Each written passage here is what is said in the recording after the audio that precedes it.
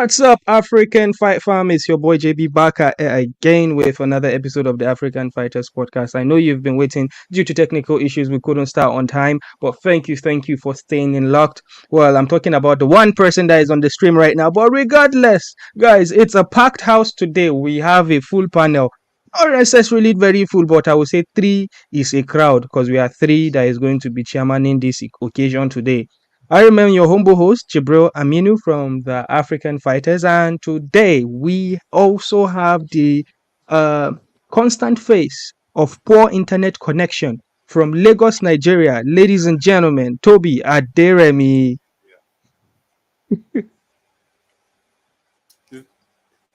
When will you stop What's up, shading Tobi? me?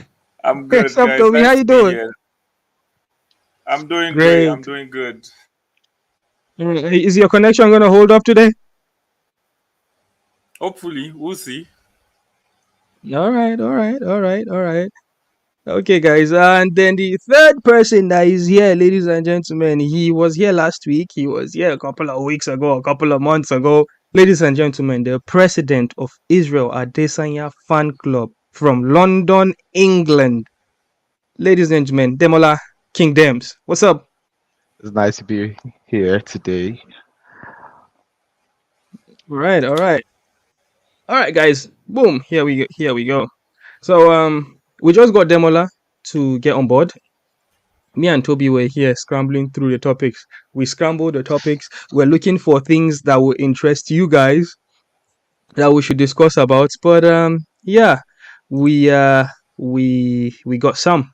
We got some, and I promise you this will be a very interesting conversation for you guys to listen. But before we go, I'm going to plug in. Ladies and gentlemen, we are now on audio format for podcasts, right? So if you miss this show, or if you are not someone who can constantly be on YouTube to listen, maybe you want to listen to us in audio form. Every Monday we drop in an episode via any platform you listen your podcast to, Apple Pod, Spotify, Amazon, whatever it might be. You are free to go there and listen to us. And yeah, and if you would want to support us on Patreon, please do support us on Patreon. When you pledge on Patreon £5, $5 and above, you would be opportuned to join us as part of the panel. Basically, you drop your opinions about whatever said topic we've got. You can even suggest your own topics, ladies and gentlemen, and then we can give you a shout out on the pod. If you are a shy person, it doesn't matter. Yeah, so now that we've got that out of the way, I am going to come back to my guys. All right, guys. So without any further ado, we are going to go to the first topic. All right, Francis Ngannou's boxing purse. So there have been a lot of chatter about what Francis Ngannou is going to earn. You probably have seen $8 million or $8 million being shared around that is Francis Ngannou's purse, and then that was debunked. And I'm just gonna read an article here. Okay, so it can make more sense to the viewers, that is. All right, so boom. All right, so here we go. Jake Paul claims that Francis Ngannou pay for Tyson Fury fight is 8 figures. Bisping said it's around $30 million. So, ladies and gentlemen, 8 figures. It means say the digits of the numbers now 1, 2, 3, 4, 5, 6, 7, 8. That means that the least amount that Francis Ngannou will make in this fight without disclosing any fee is $10 million. So there was a bit of a confusion around that number because he said 8 figures. Some people assumed he meant Jake Paul meant $8 million. If you don't know why Jake Paul is talking about the money, it's because Jake Paul is one of the, I would say, because of the deal he signed with the PFL, he promotes the brand. I think he probably has some ownership in there somewhere, or some deal that makes him being part of the top management. So he's very, very aware about the deal. So he did say that it's an 8-figure deal. And Michael Bisping said that he learned that it's going to be around $30 million, which would be more than the accumulated fee that Francis Ngannou has gotten from his entire UFC career. a lot of people will feel like he might deserve more, thinking that someone like Tyson Fury would end up earning like $100 million. But regardless, this is going to be a huge payday, a huge fu to Dana White. But before I ramble too much, I'm just going to throw this to the guys. All right, guys. Tobi, let me start with you, Tobi. Tobi, what do you think about this deal and the 30 million? Do you think this is accurate, or do you think it's just mere speculation at this point as well? And even if it is accurate, do you think it's Francis Ngannou warrants more, or do you think it's very little? Oh well, Francis Ngannou deserves, as much money as any athlete in the world. I think his body of work speaks for itself, and I believe that we can't get the exact figure right now, but I believe that he's finally getting paid, and I'm very very happy to see that happen. So whoever is out there that thinks that Francis Ngannou is not worth the hype or anything, I mean, yeah, you must be joking, because he has done the work, he has put in the work to be able to make this kind of money from the combat sport game. So yeah, I'm very happy for him. All right. So before I get to you, Demola, I went on the internet and I was looking for negative things that people were talking about this deal of Francis Ngannou, and I got some few. And I want you to answer some of these guys, right? Someone named Dylan. I'm sorry, guys, I did not get enough time to put it up on graphics so you people can read it. So I'm just gonna read the tweet, and then Demola can react to it. So someone named Dylan Sports 89 on Twitter said, "Francis isn't a draw. Francis got the bag, which is clearly his number one goal. It's good he cashed in now though, because his legacy is toast. But the reality is we won't know who actually was right or wrong until about 5 years from now." Demola, what do you think about this remark by Dylan? When you said Dylan, on my mind I was like, the only Dylan I know is Dylan White. Um, it's crazy how people, just jump on the internet, using burner accounts to just say different stuff that they like. Everybody's entitled to their opinions, right? But then sometimes I tell people the best part of your opinion is that your opinion does not count. So in this scenario as well, the best part of that opinion actually is that it doesn't count. You know, like Toby said, Francis's body of work speaks for itself. Look at this guy's history. Look at where he's coming from. From the sand mines in Cameroon. Being an immigrant in France. Making it into the UFC. He has done a lot. He has actually surpassed any form of expectations as a person, as an athlete, as a professional. And then, he also was having a lot of backlash when he was leaving the UFC. But I don't know if you saw, was it DC, Daniel Cormier? He came out to issue a public apology to Francis and said, "I am sorry, Francis." Right? So if big names in the MMA community are coming out to say they're actually sorry, right? Because they would love to fumble the bag the way Francis has done. And when you look at it, he's making way much more than he accumulated in terms of earnings in the UFC. It's a good start for him, and you never know. He's Well, got this good marketing with the PFL as well, and then they can probably get him more than the Tyson Fury fight. So the sky is the starting point basically, and he's really done well for himself. yeah, so I am going to jump in here and talk about where this Dylan kid mentioned that Francis Ngannou is not a draw. All right, so here's the thing, right? Cristiano Ronaldo, literally the most followed human being on social media, hosted Francis Ngannou. without anything being prompted. He posted a picture of two of them squaring up and saying, world champion or like minds or whatever. And you say that guy is not a draw. Okay? One of the biggest franchises of movie of all time, Fast and Furious, Francis Ngannou already featured on there. You are saying Francis Ngannou is not a draw. Francis Ngannou, you can fact check me. Francis Ngannou sold 700,000 pay-per-view when he fought the French guy, Cyril Gane. And you are saying Francis Ngannou is not a draw. Okay? So, Francis Ngannou stepped into a cage, a boxing ring, right?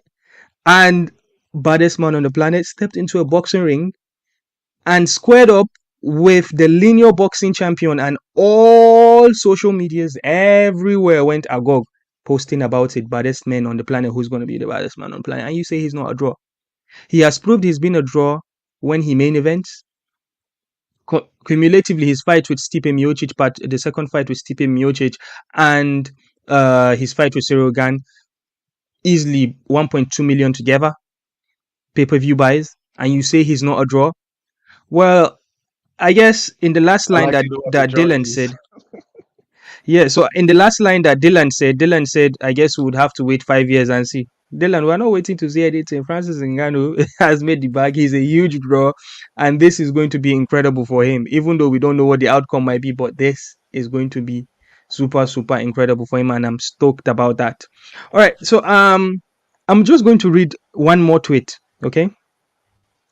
There's this guy called the Noah. The Noah on Twitter is ShakePipe98. He said, this fight does nothing for anyone but the two fighters involved. Fury gained tons of hate from boxing. Ngannou gonna make his once in a lifetime bag by getting destroyed in the ring. Fury either goes back to boxing or retires. Francis goes back to making pennies. Toby, do I have to read this again, or did you get it? Because this is for you to respond. Should I read it again? Yeah, please do. So the Noah on Twitter said, "Thing is, this fight does nothing for anyone but the two fighters involved. Fury gained tons of hate from boxing. Ngannou gonna make his once in a lifetime bag by getting destroyed in the ring. Fury either goes back to boxing or retires. Francis goes back to making pennies."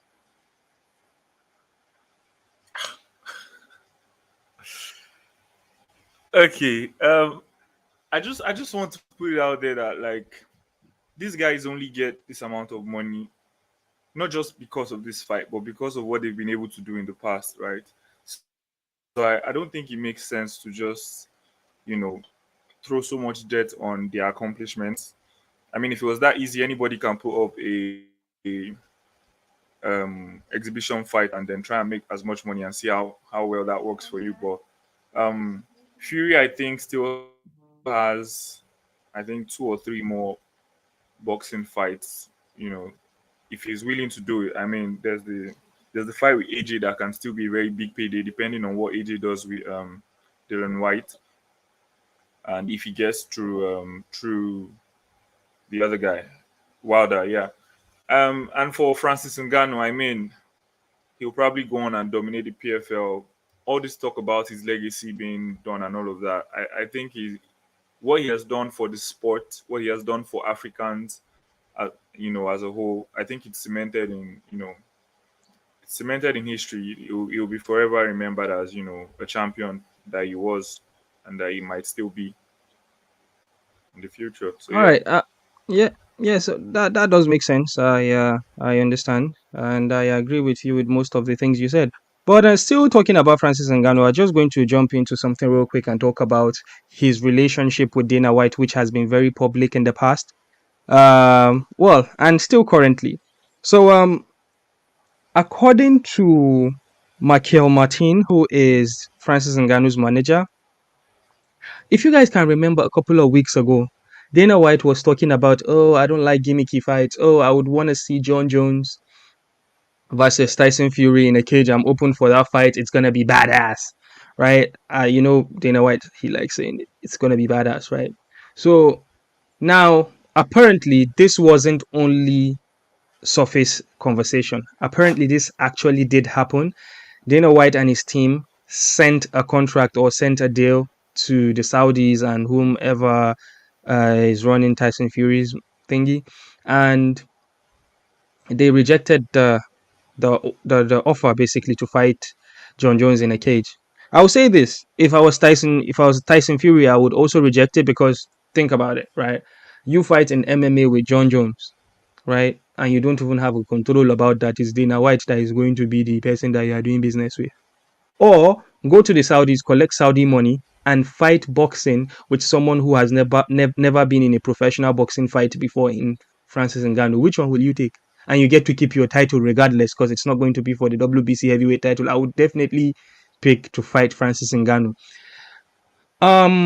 But what do you think?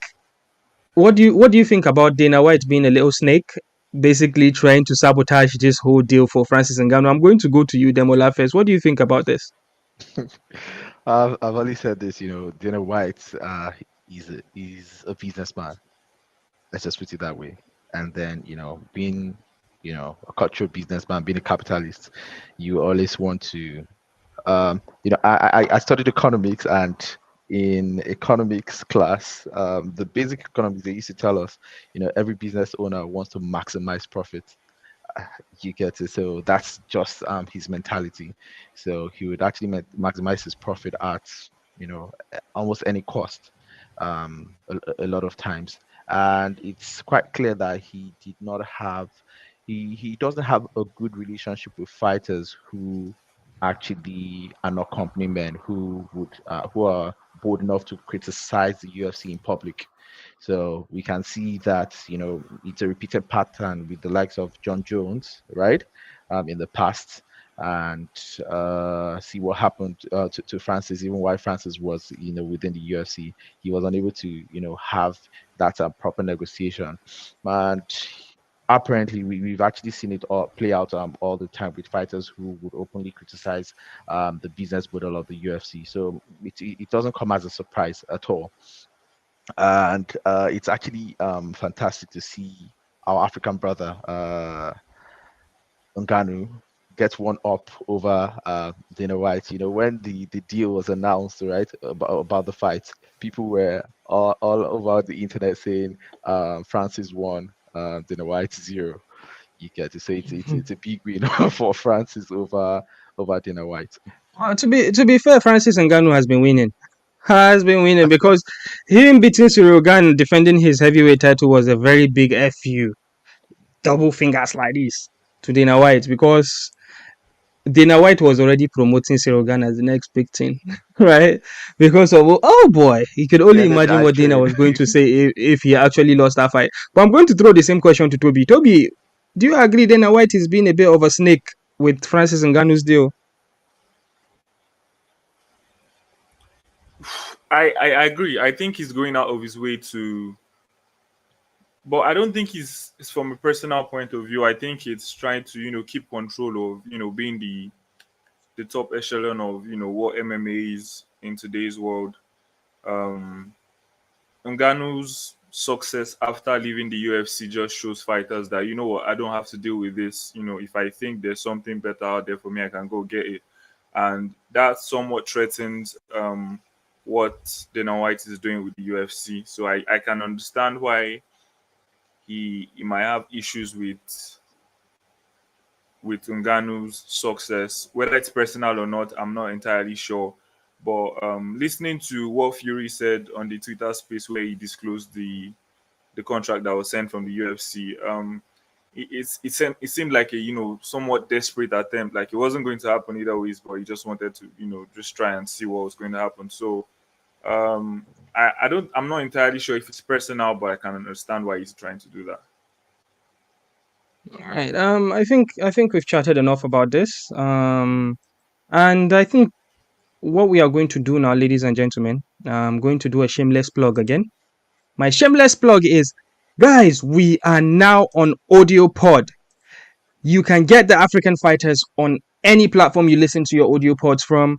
Apple, Spotify, Amazon, wherever you get it. And you can support the boys on Patreon. You can pledge any amount, and you get to be part of the panel. You could share your opinion, and we can agree to disagree here. And also, you could suggest topics for us, just like some smart bloke did.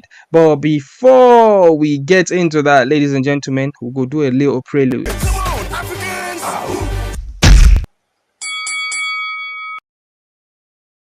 All right, welcome back. So what we are going to do now is we are going to chat about some questions that we got from Patreon. All right, so first of all, we're going to give a big shout out to our longtime supporter, Christopher Graham. Christopher has been been one of the guys that's been asking us to get Patreon and also audio podcast. So shout out to you, Christopher. And Christopher has a question, and the question is: will the winner of Easy and Dricus dictate the destination for the first UFC Africa? I have my opinions about this, but I'm going to throw it to you guys. I'm going to start with Tobi. Tobi, what do you think about this question from Christopher Graham? Ooh, I think this is a very, very tricky question, difficult question. I think regardless of whatever happens in the middleweight division, I think sooner or later, hopefully sooner, UFC Africa is going to happen. I mean, there's so much talent in UFC from Africa. It's only a matter of time. There's so many young guys coming up that can, make a lot of noise in the sport. But looking at the middleweight division and the immediate future, I think Dricus winning that fight might actually do better for UFC Africa, because there's a good chance if Dricus wins, Easy gets an immediate rematch. It's not set in stone, but there's a good chance that that's what will happen. And it will be good. It will be amazing for UFC Africa, the first ever one to be headlined by two African superstars in the main event. There's nothing bigger than that. Tobi, you're up to something. No? I mean, continue. Then, I don't know. We might not get to see it, because I don't see Dricus getting mandatory, except maybe he wins in some Tobi's matchmaking on the night of the fight. Tobi, this is the way you talk. Just make me think. I just think, because so we've had two Nigerian champions simultaneously, right?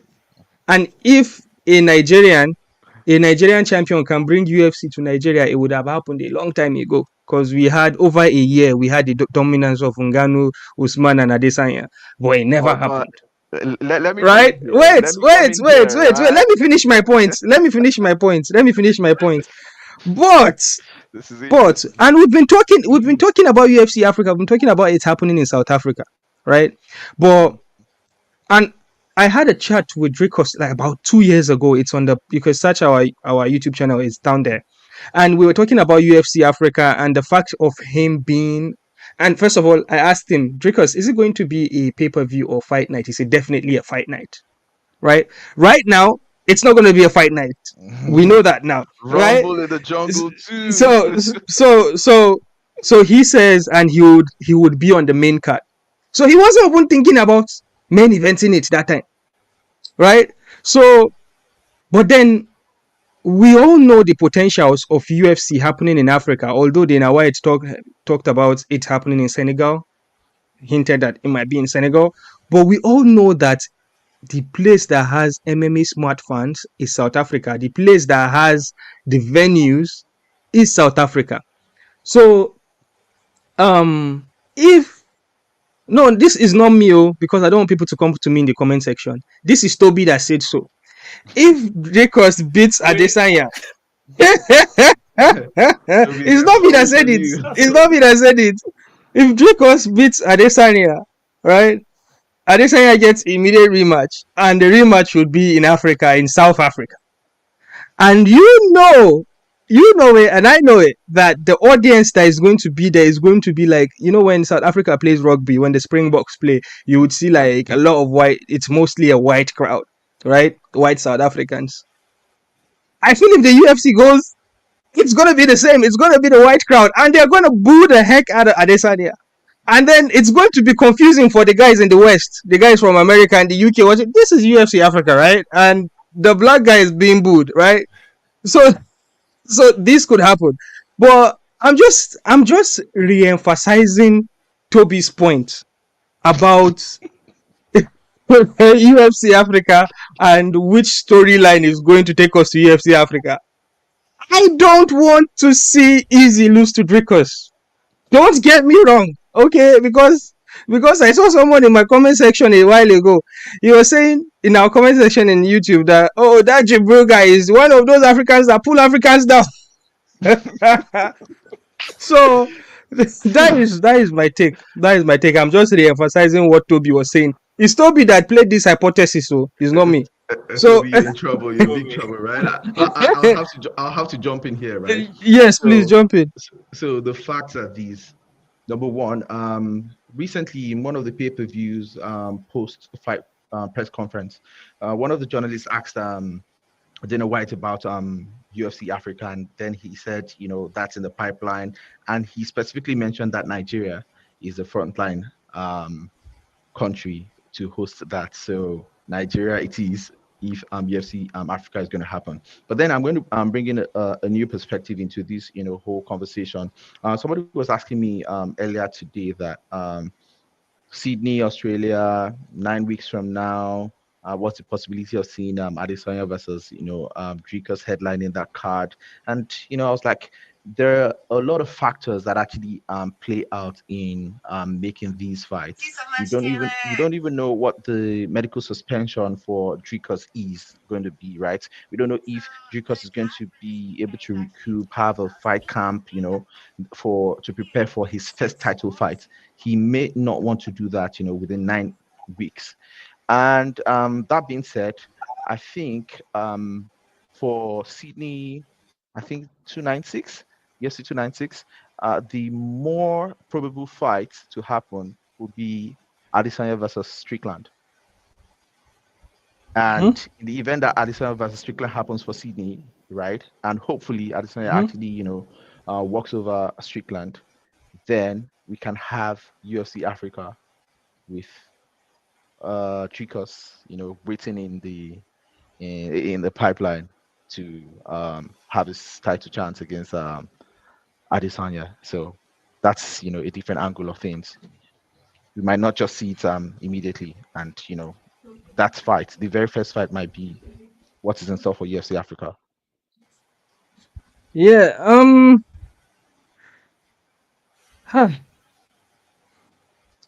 So do you think I have something else again? So in one of the post-fight press conferences, or in one of the post-fight interviews for Dricus, right? He said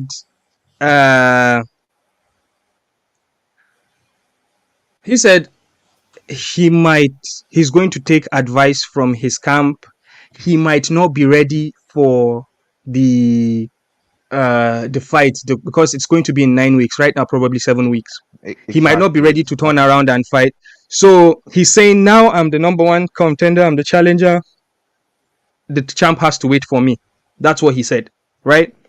And knowing Easy and knowing how he acts, remember he was meant to fight Whittaker a while ago, but Whittaker was kind of like being like, and then he went and fought Cannonier that time.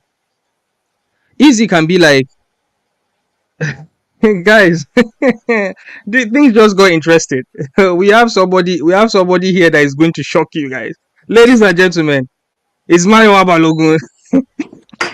What do you do, baby? The mayor of Lagos. It's Swig Diddy. The mayor of Lagos.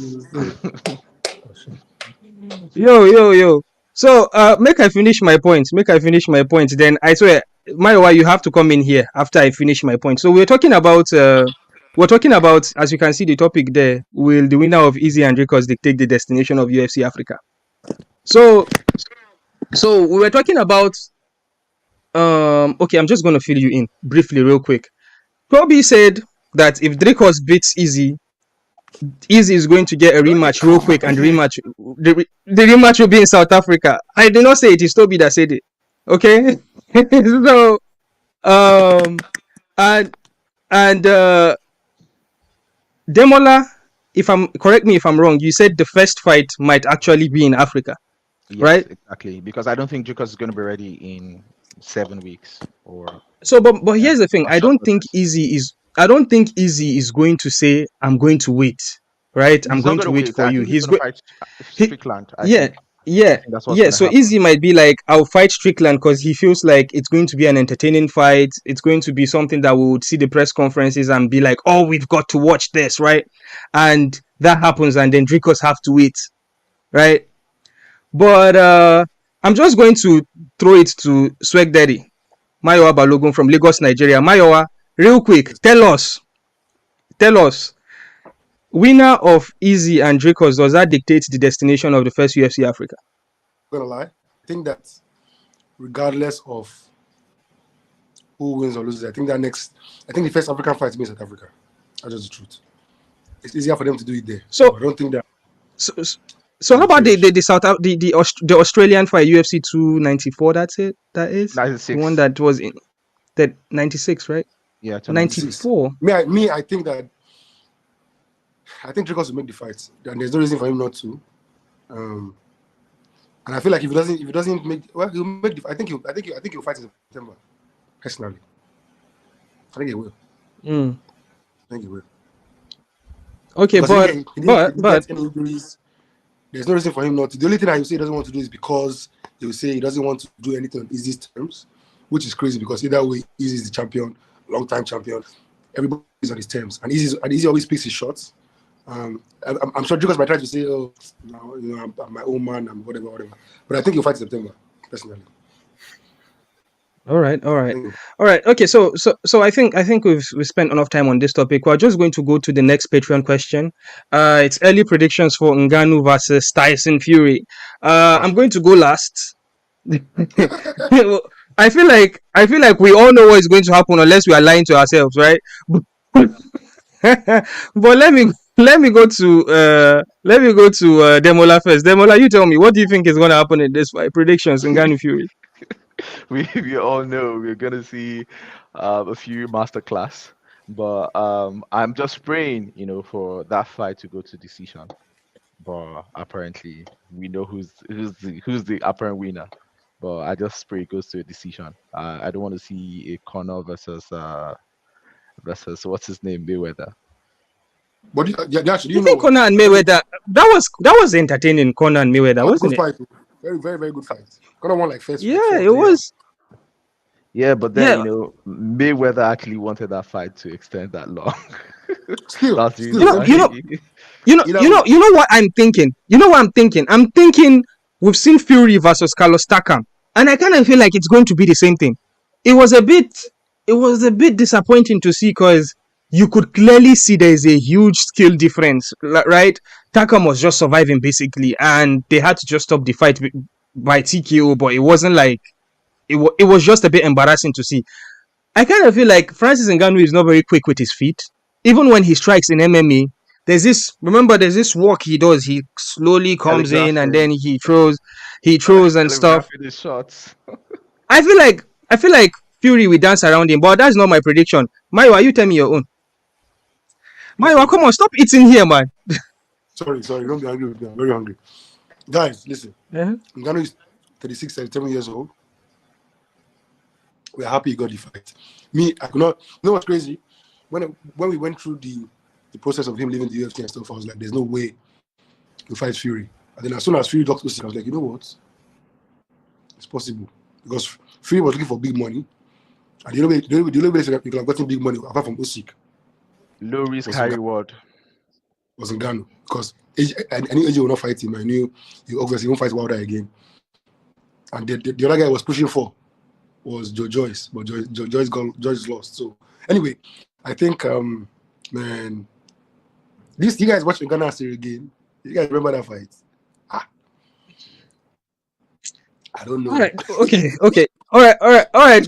Tobi, you tell me. He's so old, man. It's not, and he hasn't been. He's not really been training. I don't know if he has been training seriously since he left the UFC. He has been training on Instagram, Man, let's just enjoy him getting rich finally. I beg. Oh, okay. Tobi, you tell me. What do you think? How do you think this fight is gonna go? Is Tobi frozen? Then I can see him moving. Yeah, It's frozen. Tobi don't come out. All right, so I'm gonna do mine real quick. I think what's going to happen in this fight is okay. Here is it. Francis Ngannou wins by devastating knockout in the second round.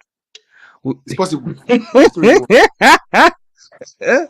Because I'm going to use Israel Adesanya's reason. It's because I manifest it. Wallahi. I will manifest it. Tyson Fury, second round knockout. What did you just say again? You've changed your mouth again. You've said Tyson Fury second round knockout. Oh, sorry. Oh, shoot. Oh, Sorry. Ngannou, Francis Ngannou, second round knockout. Tyson Fury knocked out anybody before. I don't think Tyson Fury has knocked anybody. Who is Yeah, Wilder? has he Yeah, there's a name. There's a guy called Wilder. TKO be that, Nana. TKO now. Fury knocked out, like, Wilder is very tough for him to stay there. In that second fight. The beat third him. Yeah, the one that he bust his ear drum, wasn't that it? Yes, now. Oh, okay, sorry. Even The first fight the too, third fight too. Wilder is tough because Fury was, and then Fury also knocked out Dylan White as well. Like Fury has knocked out, I think his last three of the last four opponents. That White one was a clean uppercut. Oh yeah. My bad. I remember here in London. That was a messy stoppage. So that was All right. I guess. All right. Okay. Tobi, before we leave this topic, tell us real quick. Fight Tyson Ngannou Fury prediction. Fury will dance around Ngannou for a while and then you win. Doesn't get. That's what will happen. All right. Mayowa, this third topic from our Patreon. Shout out to Christopher Graham. Christopher Graham asked us to. He sent a list of African fighters in the UFC, and his question is, what are the potentials of these guys bringing UFC gold to their own African nations? And then we thought about spicing things up. And then we were like, okay, this is what we are going to do. All of us should take top 3 African fighters that would likely win UFC gold. And Can you first read the list I sent you? Can you read this list? Yeah. I can read the list. Basically, all the African fighters in the UFC. Just list them. So here's what is. Okay. So Abdurazak Al Hassan, Ghana. Dricus Duplessis, South Africa. Abu Azaita, Morocco. Mike Mateta, that's Blood Diamond, Zimbabwe. Themba Gorimbo, Zimbabwe. Ange Lusa, DRC. Otman Azaita, Morocco. David Onama, Uganda. Cameron Simon, South Africa. Manel Cap, Angola. JP Bays, South Africa. Sadiq Yusuf, this is me, he forgot this one. Sadiq Yusuf, Nigeria. Kennedy Nzechukwu, Nigeria. So are we counting Hakeem Dawodu as part of this list? Or no? No. No, because I think African born. African born, okay. Yeah. So here's what's going to happen. We'll go through our list, all 3 of us. Then while they go, you would think them. Does that make sense? So who's going first? So Tobi, go first. Because your connection feed just spoil now. Wait till be that. Okay. When I give me space, I want to express myself. Number 1 for me. Wait. Don't go number 1. Go 3, 2, 1. Okay, 3, 2, 1. Number 3, I think I have to put David Onama. I mean, the boy is super, super talented. I mean, and funny enough, he keeps getting better. And so, if he's displaying this kind of skill, this kind of striking ability, when he's not even at his peak, I mean, when he gets to the top, I think he'll be very, very dangerous, and he's somebody who still has a lot of, good years in front of him. Number 2, this one might shock some people that are used to watching this podcast because apparently they think I'm a Dricus hater, but I'm not. And I will put Dricus Duplessis as number 2. Wait, hear me out first. Hear me out. I mean, I think this is a combination of him being a really good fighter and the middleweight division not really That's fair being enough. stacked. That's I the mean, point. if you compare the middleweight division currently in the UFC to say the bantamweight division, 1 through 10 in the bantamweight division, you can say all of them are good enough to be champions. I think once you get past, I mean, and with the way Whittaker got his ass kicked recently, I don't even think he might ever be a champion in the UFC again at that weight class. So I think the middleweight is, I mean, for someone like Sean Strickland to beat somebody that is lower than him and then start asking for a title shot just shows you what that division is going through currently. And it's not his fault, it's because of Adesanya. He has beaten all of them. So let's leave that as that. And number 1, this one is from my heart. I know what you're going to say. The answer, the Cinderella man. The Cinderella really? man. Themba Gorimbo. I mean, Really? like the movie has to be complete now. What do Bro, you your guys list, think?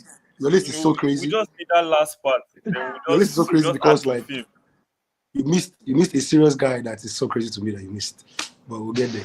Wait, Mario, why you dey go last? You dey go last. No I worry, know, no worry. No. Okay, okay. So there you have it. Tobi's list. Number 3, David Onama from Uganda. Number 2, Dricus Duplessis from South Africa. Number 1, the Cinderella man, Themba the Answer Gorimbo. You heard it here. You heard it here from the African fighters. All right, Yes, I'm sir. going to pass the baton to Demola King Dems. Demola, let's hear your top 3, please. Drum roll. Okay, number 3. Number 3 on my list is, one very fantastic guy from Uganda, David Onama. That guy has actually been impressive.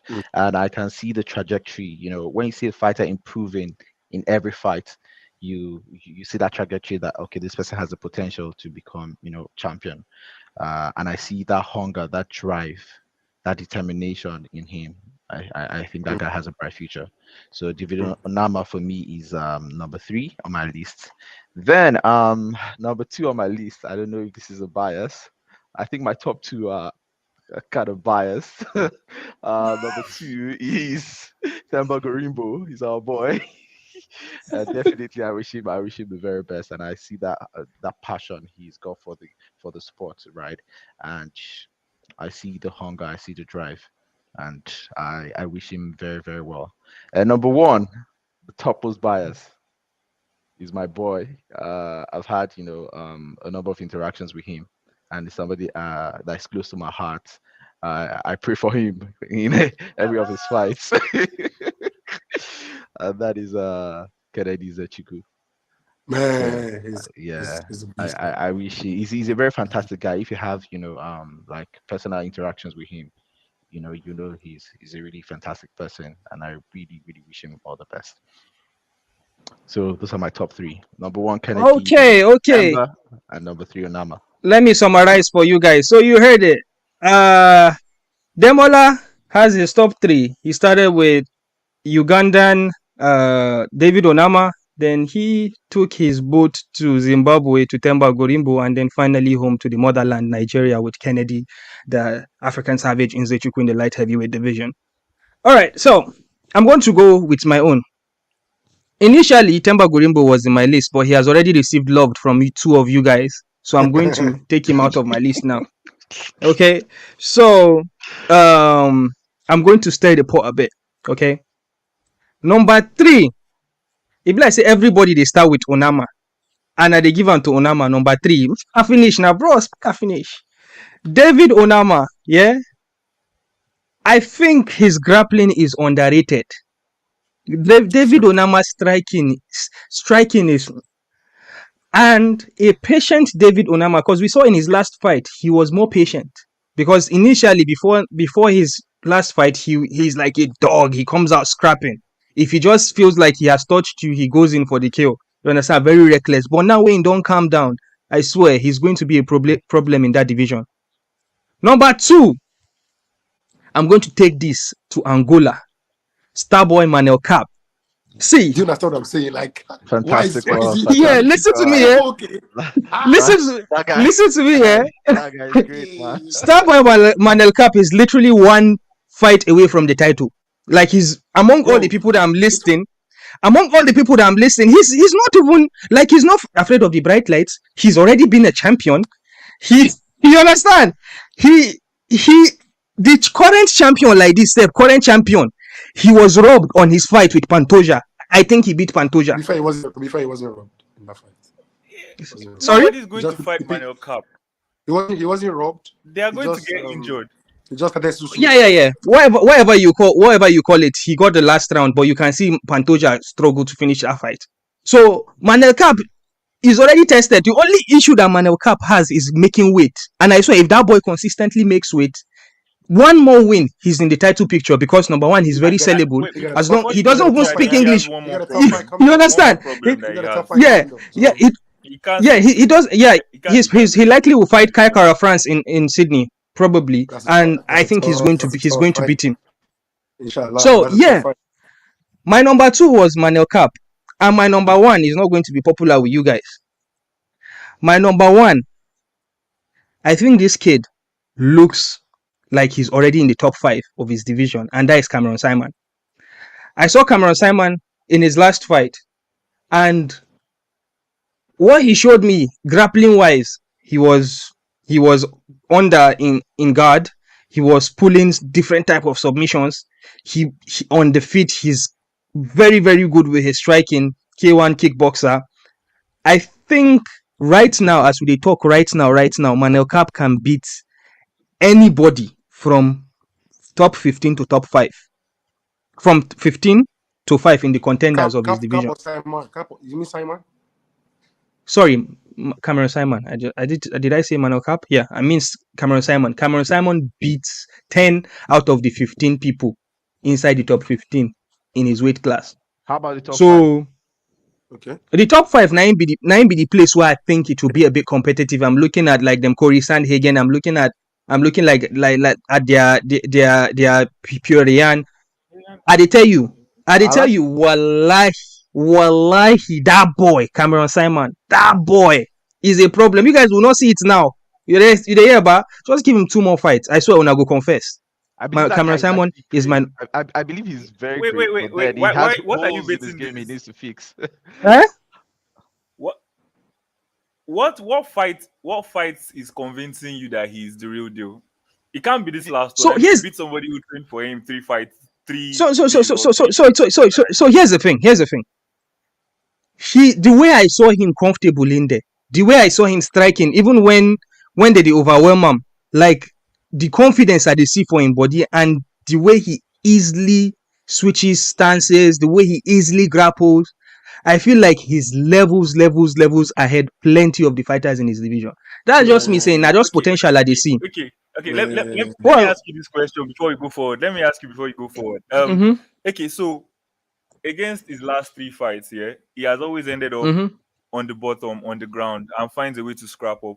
You think if Aljo Mhm. gets him on the ground, he's getting back up? I don't Or know any of the other He said serious not top wrestlers 5. on that? I know he's the champ now. He said not the top 5. He said not the top 5. So don't bring the top 5. No, like even and that division is it the bantamweight division is stuck. I think he should pull out the list and Division look of at the list killers. of fighters that are on that list. Bro, He hasn't agree with really you. Bro, fought I did tell anybody you. that I think can be I agree champion. exactly what That's just what I I think. agree what you're saying. I agree because you see, my own list, right? It's not about who is the potential of the person. It's also about their division. That division that he's in is too tough for him to just.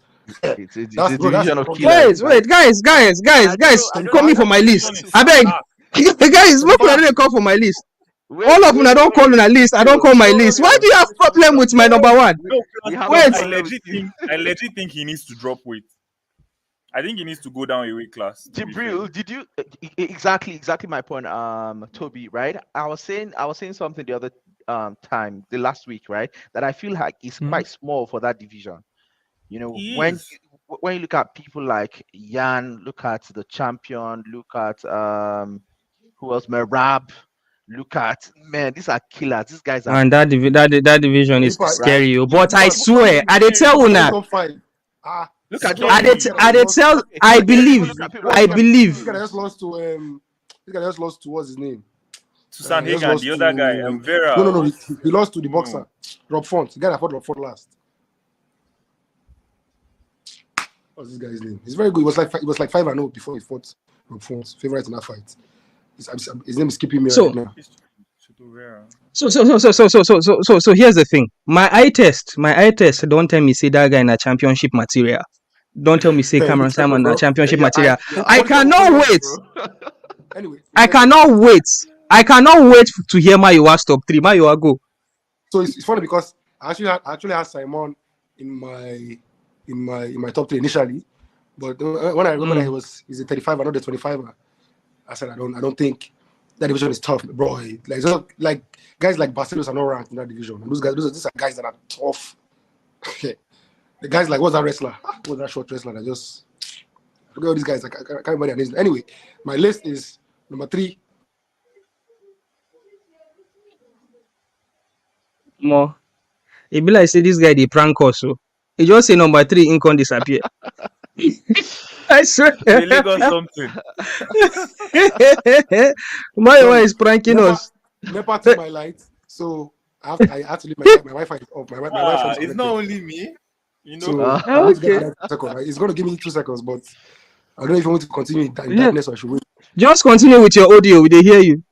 Okay, perfect. So, we need to see his face. We need to see your face when you're giving us that list, man. Bro, I no, want to see your face. normally my light comes on immediately. I don't know why it takes so much time to do. I want to see Where I do this. Jibril. Normally it's Come on, automatic. you're underrating that Guys. bantamweight division. There you go. So we're Remember, back, a we're back, certain we're back. guy is number We're back. 11.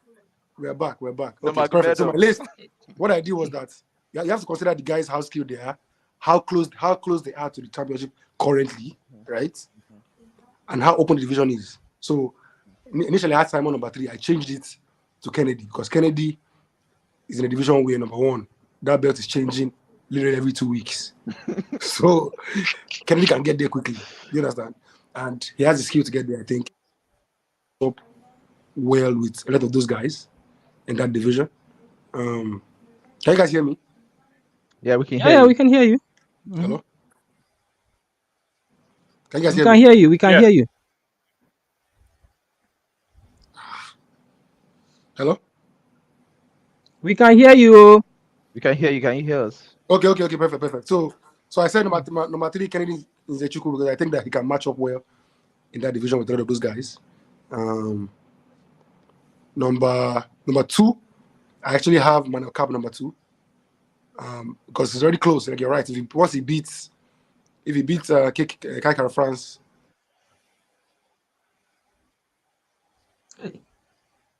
I want to hear what's be this guy number 1. And we lost him. All right. So while we wait, we've got a comment from UFC Superfan. He says you are talking about Andre Yang. So I think that was what Mayowa was Andre talking Yang. about.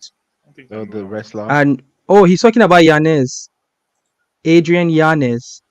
Adrian Yanez. Is that the bantamweight fighter? Yeah. Oh. Yeah. He's ranked number 13. You know, I was talking about those guys ranked in the top 15. You have Adrian Yanez, number 13. Number 12 is Ricky Simon. 11 is Marino Magomedov. 10 is Pedro Munoz. 9 is Dominic Cruz. 8 is Song Yadong. 7, Rob Font. 6, Marlon Chito Vera.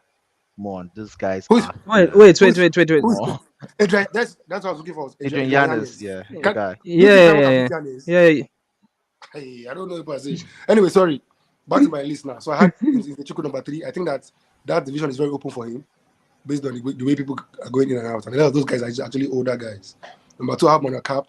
If he can beat Kai France, I think that division is open for him as well. And number 1, this is my number 1. I hate this pick so much.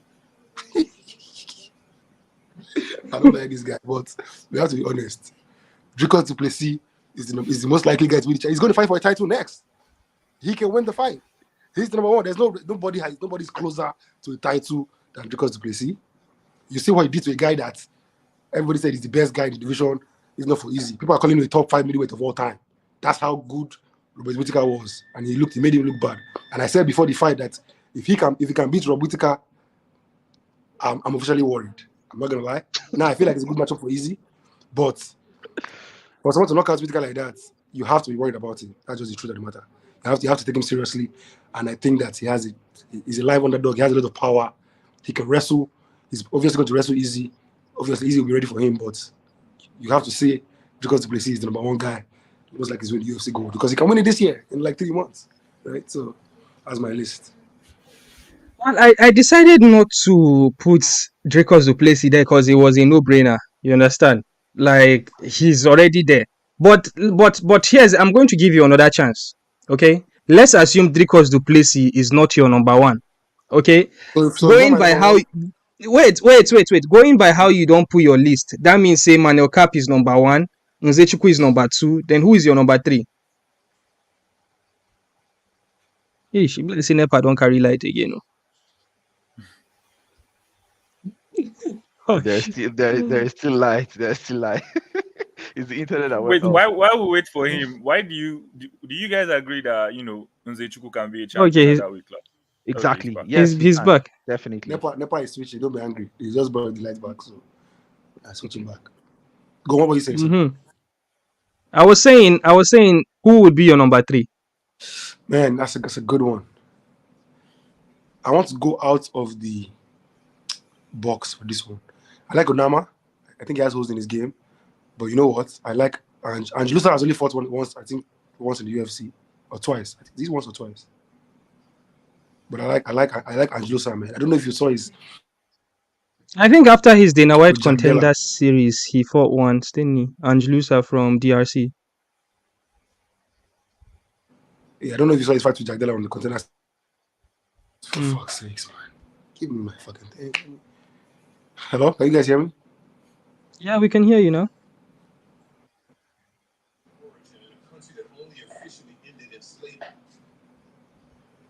Yo, if you are in the comment section and you want to drop your top three fighters, we have the next 5 minutes before we sign off. You can drop your top three and then we can talk about it. UFC super fan, if you're still with us, you could go ahead and drop your top three fighters.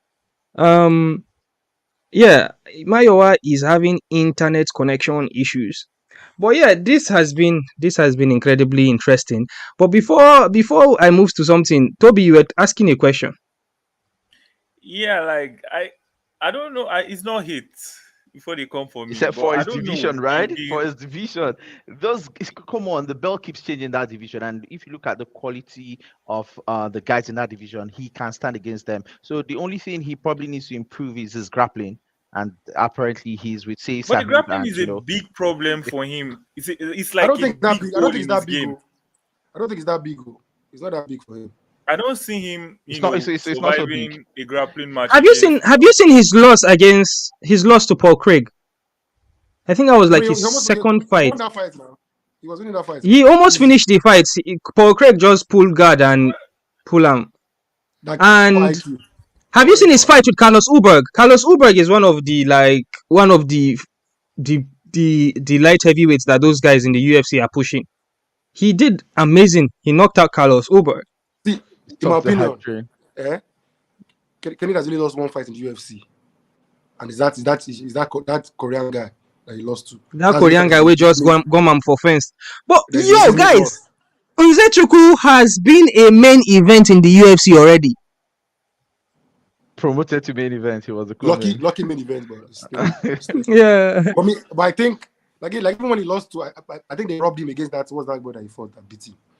Negomiriano, right? I think he beat that guy up, and he took point away, and then he lost the fight eventually. And I even think even with the point deduction, he still won that fight clearly, But so for me, Nzechuku has only lost one fight in the UFC, personally. So you think he beats Pereira in a stand-up match? You know what?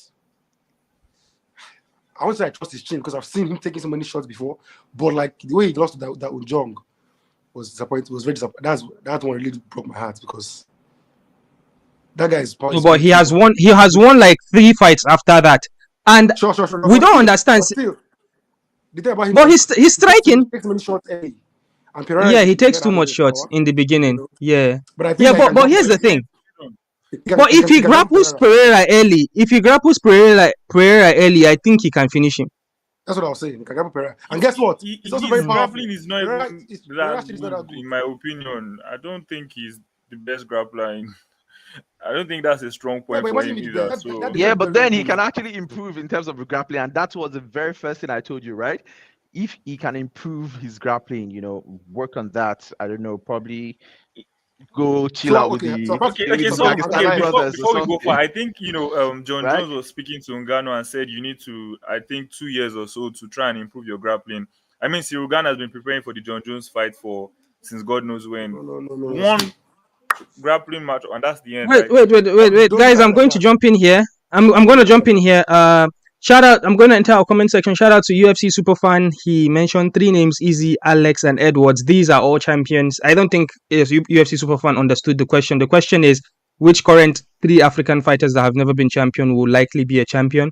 I'm going to go to our Patreon member Christopher Graham. Christopher said, "Will Alex versus Jan Blachowicz be for the light heavyweight title?" I think I saw a tweet earlier I today suspect that. that it would likely be sort of like a leak basically from the UFC. Um, it only makes sense. It only makes sense. It doesn't make sense. Both guys have.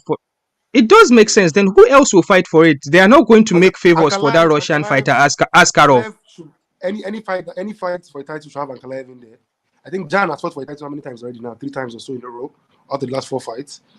Alex is coming off a loss, a division below. Giving him a title shot is crazy. For me, Ankalaev, Rakic should be a fight for the title. That's my personal opinion. Rakic obviously injured himself. Okay. So let me put it in, how about an interim title. How about if it's Yeah, for but an he's interim the issue is No, that he has already relinquished the title. They cannot do interim champion. But here's the thing: You can't have an interim if there's no storyline. put your fight promoter hats. Put your fight promoter hats like this, right? Who is likely going to do good business for your company? Alex Pereira versus Blachowicz, or Rakic versus Ankalaev? Should I answer your question? It's not that straightforward. Do you know why it's not that straightforward? For one, they're already on a very big card. They don't need those guys on that card. I think Gaethje and Poirier is a strong enough fight, and that's one of the best cards that's one of the best main events this year. I don't know if you noticed how the UFC is going this year. I've watched all the cards this year, and this has been overall one of the more boring years for main card events in recent history. Right? There's so many random people that are headlining cards this year. Right. So the UFC actually needs a lot of guys that can fight for a title, or at least like they need as many main events as they can get that are heavy enough. I think putting two title fights on this card is not necessary. You have Gaethje is already there with Poirier, easy sell, right? What I think should have done is leave the fight where it is. Let Pereira and let's even see how Pereira gets his feet wet in that division. Can he go to 205 and have the same power? Do you understand? Can he knock out Jan? Will he be wrestled easily? When we see that, whoever wins that fight, let them schedule Rakic and Ankalaev. The winner of this Jan and Alex fight, the winner of Rakic and Ankalaev fight for the title. They don't need to rush and put that belt up again. That's what they did before. They don't need to rush to put that belt up. And by the way, the champion who relinquished his belt the first time is still outside. We didn't even call his name. Yuri is still there. I'm sure he's going to be almost ready soon. So are you going to now ignore him and say, okay, you now have 2 champions that dropped their belts, will now be in line for the title shot after the winner of this fight? Like, what's going to happen to all those guys? There's so many contenders that are there that forget their belts, or that are close to the title shots, or that drew a fight in the title shots, that need to fight for the title too. So when would they put those people together? Honestly, if you'd ask me, I think Jamal Hill made a huge mistake of relinquishing that title. It was very, very immature. I understand that. But we've seen interim champions forever. We've seen people even defend their interim title. But think about it. It's a very, very long way Somebody back. gave you a chance to win a belt. You understand? He left his own belt, relinquished it, and that's the chance that you got. So it's only fair that you two, if you're going to be asked for maybe close to 6 months or a year, in a belt that you won because somebody dropped it, and the guy is waiting for you to fight. You now want, so you now say that you want Jiri, who is actually the champion, undefeated champion, fight for an interim title. Come and fight for an interim belt. Do you know what I'm saying? It's somehow now. For belts where you won that belt as the number 6 contender, not even top 5 contender, or number 6 contender, you won the belt. You now want to now hold the belt as champion, that the champion that gave you the chance to fight for the belt should fight for interim title. It's going to challenge you. I think he did the right thing, personally. But to be very honest, Mayowa, right? I strongly think that Jan versus Alex would actually be a bigger pay-per-view draw than Yeah, Ankalaev, and in some other theory, person. right? But this fight is already signed as a common event for a big a card that's already big that is in a week. There's nothing like putting the title fight, making a fight a title fight now for 2 weeks from now is not going to change the pay-per-view trajectory of this specific card now currently. Except they withdraw them and put them on a different card in like a month and a half from now or the next pay-per-view or whatever. But this card currently, I don't think it makes a difference if they fight for a title or not on this card that is in 2 weeks. All right, guys. Sorry to cut you off, Mayo Abalogun. We've gone over 1 hour today. It's incredible that we've incredible conversation. Some topics we were not even meant to talk about, we're not scheduled to talk about, but we ended up talking about them. I'm just going to enter the comment section one last time before we go. Shout out to Christopher Graham. He said, shout out to you lads. So glad that you guys have audio podcast and Patreon. Thank you, Christopher Graham. We really appreciate you. And very nice topic you brought up again for the Alex Pereira and Jan Blachowicz. We spent about 10 minutes talking about that. Thank you. And UFC Superfan, next, champs, Mohammed Mokaev, Ian Gary, Shavkat Ramanov. Thank you, UFC Superfan. I think with this list of yours, what? Well, these are not Africans, but I see what you mean. I would say among all of them, the person that I think could be a champion is Shavkat. But I think if I start talking about this topic, you guys would want to like jump on it too. So I'm just going to leave it. Shout out to you, UFC Superfan. Yeah, go Mayowa. You have. I have a question for Randall. Just give me one word answer. No debating. Who do you think wins the fight? Mohammed Mokaev versus Amir Abazi? Isn't that fight announced? Wasn't just that fight just announced recently? Abazi just beat Kai France, so he's going up. To me that's a robbery, but that's a story for a different day. But Abazi is number 3 contender now. You know this Mokaev is he's only fights in O2 Arena, right? He hasn't fought outside of O2 Arena, has he? I'm sure he has. That guy's like 4-0 in the UFC already. 3 or 4 no. Okay, because I remember his 2 fights of his were all here. I think his debut was in Vegas or something. No, it was in the O2. But I think he has fought once. Because I don't. The Apex. Because I don't like judging fighters by home crowd. You understand? Because he's English as well, right? Because we see Meatball Molly, she goes to America and she's not what she is over here. So it's a bit hard for me. But it's not because of the home crowd. It's because of the people that she's fighting. That game she fight, don't be small girl. Yeah, but see, I know if you answer, I beg. I know if you answer. What do you think? What do you guys? Yo, Maiwa. Obviously, you have a lot to talk about. Make we bring you next week. Okay. So here's the thing. Promise the audience that you're coming next week because I don't want to hear stories on Sunday. Next week Sunday. Oh yeah. I'll be here no matter what. Okay. You heard it here. All right. Ladies and gentlemen, Maiwa Balogun, owner of Combat Sports NG. You can find them on Instagram, combatsports.ng on website and all that. Make I just come out this man. I made and see your name. Yeah, Mayo Balogun, that same swag Diddy. Next, Tobi Aderemi, the Ladoma singer songwriter, one of the content creators here at the African Fighters. Shout out to Tobi Aderemi from Lagos, Nigeria. And last but not least, King Demola, host of the AI podcast. You can find him on social media, King_Dems1. And lastly, me, your humble host from the African Fighters. Really appreciate you guys spending time with us today. Don't forget, we have the audio form. If you have listened to this point, you don't need to listen to the audio form, boy. You can go subscribe to our audio podcast. And there we have it. African Fighters. We out.